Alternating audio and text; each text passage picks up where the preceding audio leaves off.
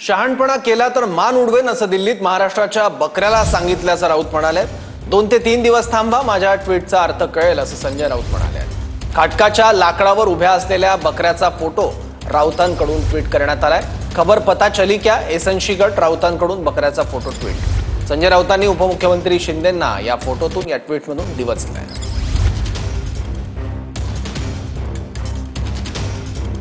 महाराष्ट्रातला एक बकरा आहे आणि तो बकरा खडकाच्या लाकडावर उभा आहे। ते कापतात ना, ते आपण पाहिलं असेल कधी मार्केटला गेला असाल तर किंवा गावाला गेला असाल तर त्या लाकडावरती खडकाच्या त्या बकऱ्याला आता उभं केलेलं आहे आणि बकऱ्याला सांगितलेलं आहे, फार शहाणपणे केलं असतं मान उडवून गप्प उभं राहायचं आणि बेबे करत राहायचं असं 2 दिवसापूर्वी त्या बकऱ्याच्या कानात दिल्लीत कोणीतरी सांगितलेलं आहे। आता बाद झालं, तुमचं खूप